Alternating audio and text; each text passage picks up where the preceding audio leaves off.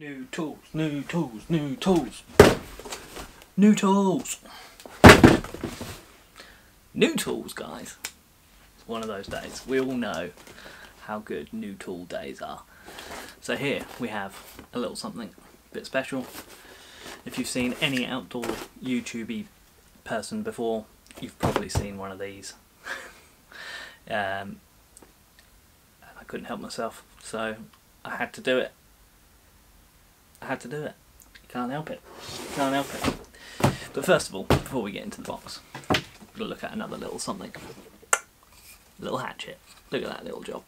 Oh, can't wait to get out and give this a little swing as well. This is a Husqvarna. Okay, Husqvarna, Swedish make. But also, I have noticed that on the label here it says made in Germany. So, you know, it's a good quality bit of kit. Really pleased with it. Grain on it's really good. Leather sheath, small but proper little hatchet. Look at it. Now, Grounds Force is a brand that most people will know if they're axe people. They do one this size, which costs the same amount as a small forest axe. Okay, bearing in mind that's the size of it. Half the size. Guess what this one cost? Half the price. Half the price, half the size. First thoughts. I've looked it over. Head looks really nice. It looks really well made. I don't think it's going to go anywhere. It's quite wide. I don't know if you can see it. It's more like it's for splitting, isn't it? It's an axe, but it's quite wide. Convex grind. Not the best convex grind, to be honest. I mean, I can see just looking down it. There's a big dull spot right in the middle, but that might just be from where it's travelled in its leather sheath. And there's a bit of rust on the inside of the grind, but that can come off with the stone. So I need to give it a look over with the stone. I believe it's a hickory handle, as I may have said. The grain's actually quite good, so not overly fast. I just really love that it's, you know, just a little hand hatchet. That's exactly what it is. Husqvarna, they call it a hiking hatchet. Yeah, hand forged. So, you know, for half the price of a Grounds Force equivalent, can't go wrong really. Once I've filed the edge and given it a good clean up, I think that's going to be an absolute gem. Right, enough about the little axe. Let's get on to the main attraction. Get rid of that.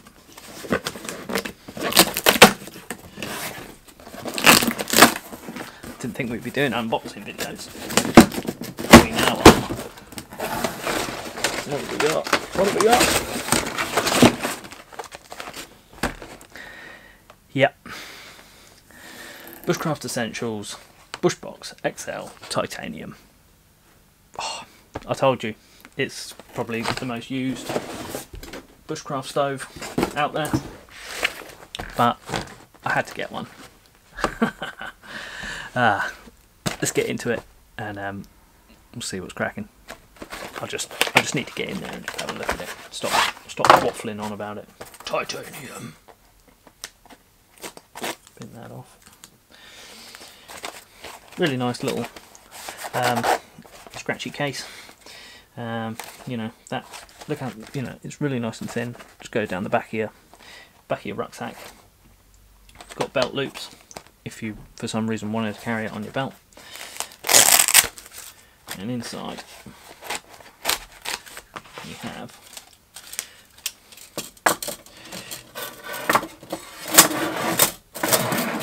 from what I can tell is it just all falls together and it's as is. Look at that. There it is. So, Bushbox XL, exactly as it says on the tin. Bushcraft Essentials. Read before use. Read before use. So, multi-fuel is the name of the game with this one. Obviously, most obvious is just setting a fire inside it, feed it in through the hole, and it will burn up like that. The next one is you can use it with a meth stove. So you can get like a little secondary shelf. Don't think it comes with a secondary shelf. No. You can get a little secondary shelf that you can sit a meth burner on, but this is where the German engineering comes in. They give you trivets, okay? So the trivets go in through these slots on the side. I'll put it in the bottom one just to show you for this. They sit on the inside there. Yeah, you get the picture. And they are perfect size for a spirit burner. So with those trivets passing through the middle of the stove there, they actually are the perfect width to hold a Trangia spirit burner. And it holds it securely as well. It's not, you know, it's not going to fall out. It holds it properly. So yeah, it's just like perfectly engineered. Don't know what else you expect from the Germans, really. That's two German bits of kit actually. That was made in Germany as well. So you know, there's a theme coming on with this. So I can't think of anything else to say about it at the moment. I'm going to get out in the woods and give these two a good going over. See if we can get a fire on, cook something up, and burn the thing in. See you in a bit.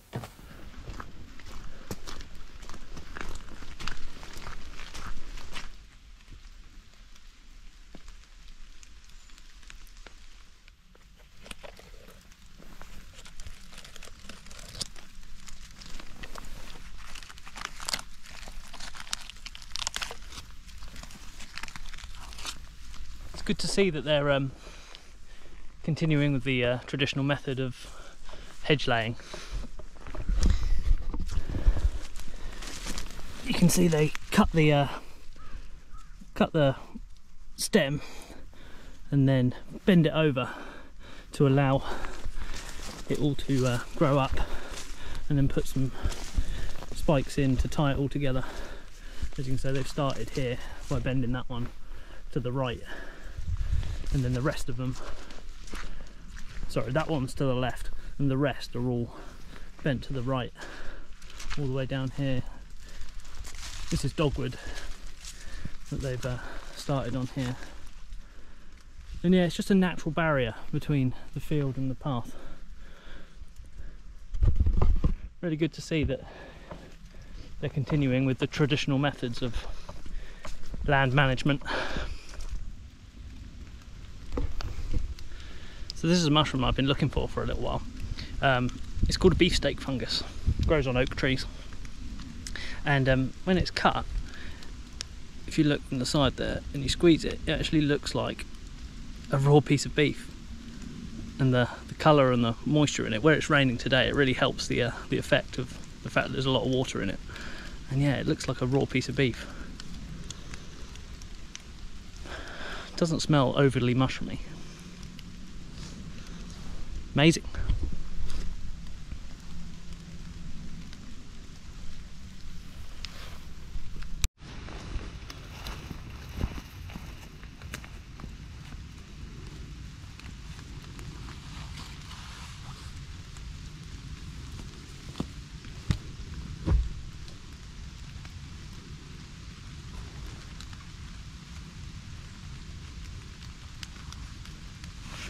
We get the tarp up. Somewhere dry to sit.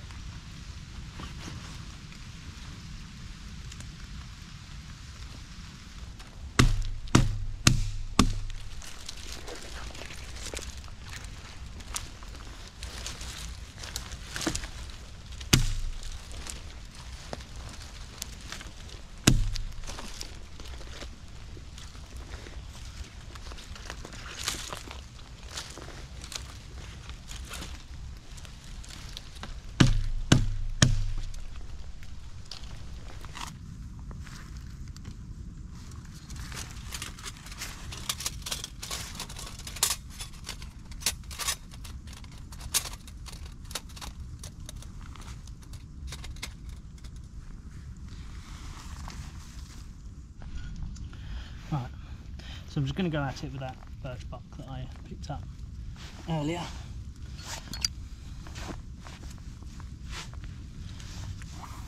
Just keep this bit off the ground. It's wet anyway, but don't need it any wetter.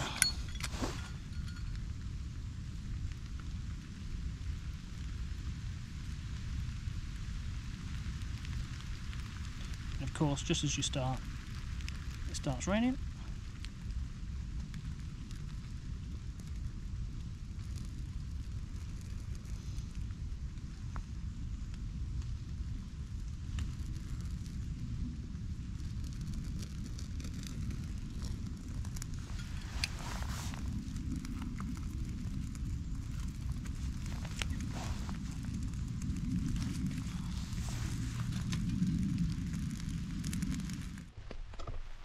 Well, as ever, as soon as you start doing something, it starts pissing down. So we'll give it a little while, and then I'll get that bush box fired up again.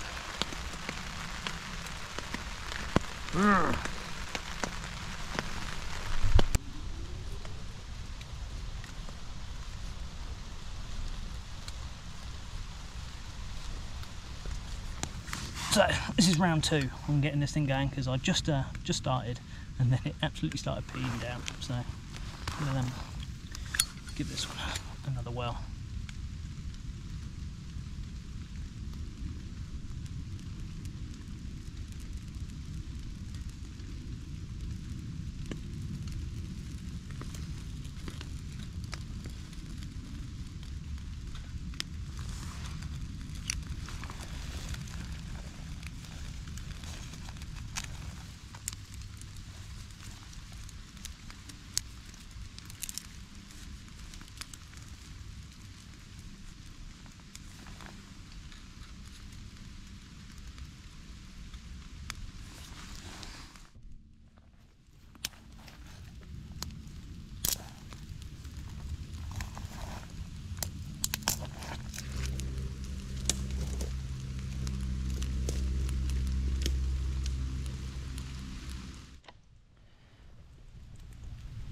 It's burning a good one now. So following on the German theme of the Bushbox and the little hatchet, both being made in Germany, I've got some frankfurters which I'm going to cook up. I'm not going to boil them, I'm going to do them in a pan with some onions and have them in a roll. Classic frankfurter hot dog style. It's burning quite nicely now. It's got a good bed of embers coming on in there, so we'll let that burn up a bit and then I'll get the pan on. Got the pan, cast iron job, sits quite nicely on there. Hopefully that won't go over. Let's just move it there a bit. There you go. Get that heated up and get some dogs in.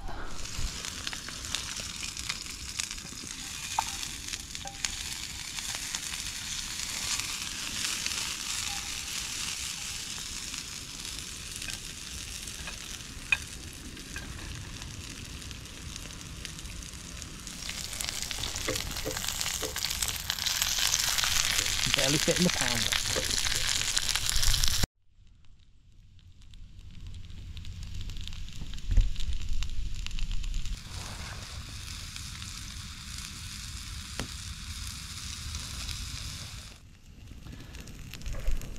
So I got a couple of hot dogs laid out now. Just going to top them off with a couple of crispy onions.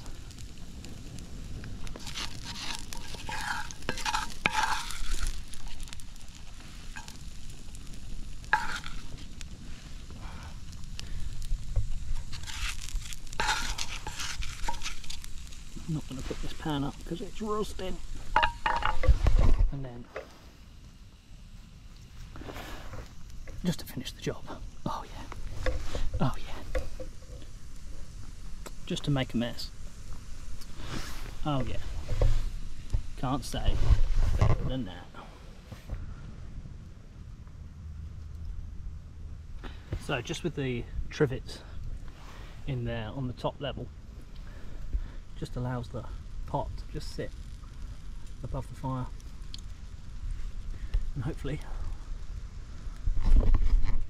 we'll have a nice steaming cup of coffee before too long. Oh yeah.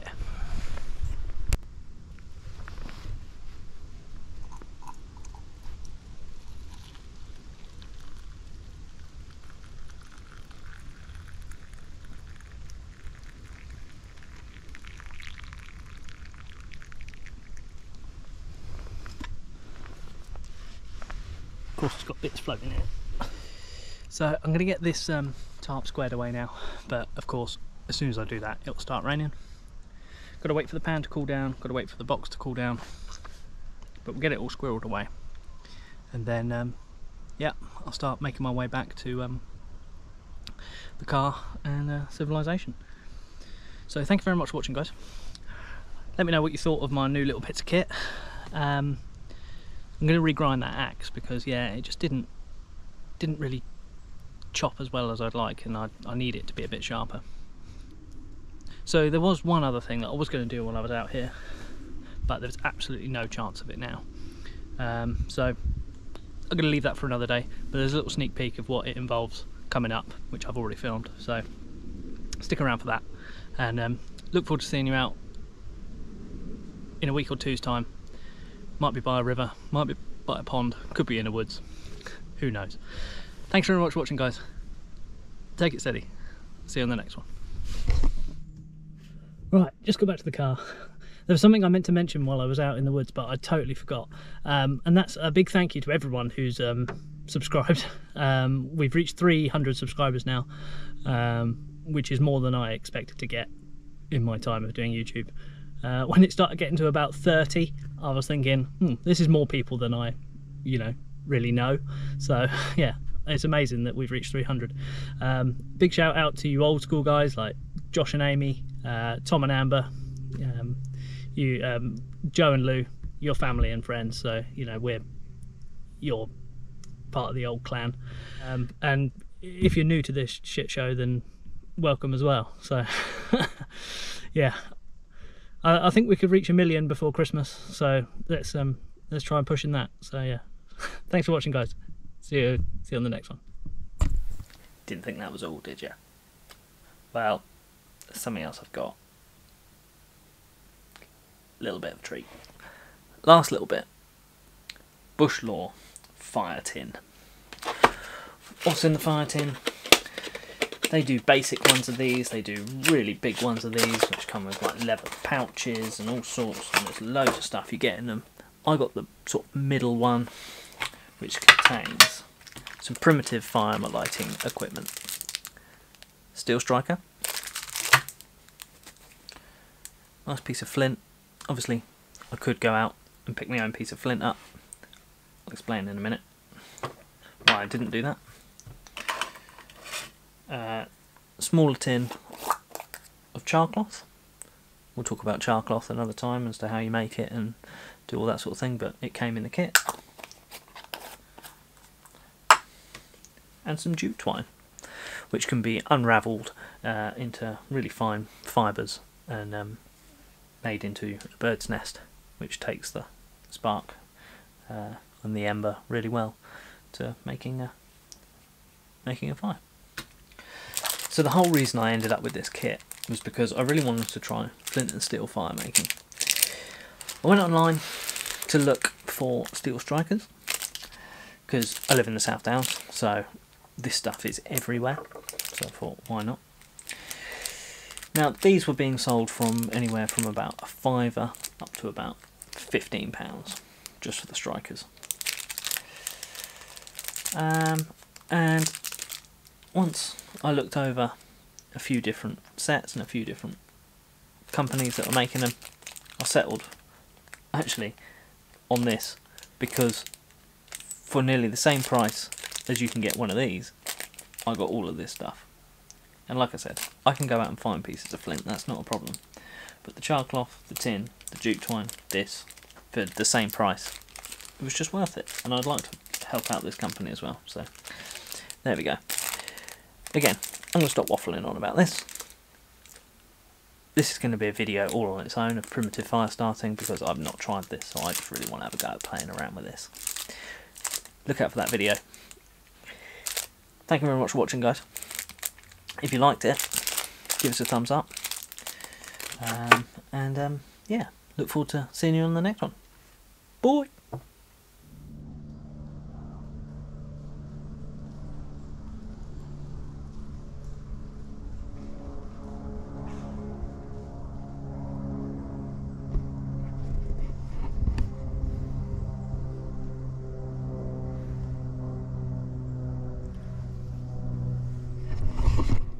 That was cool.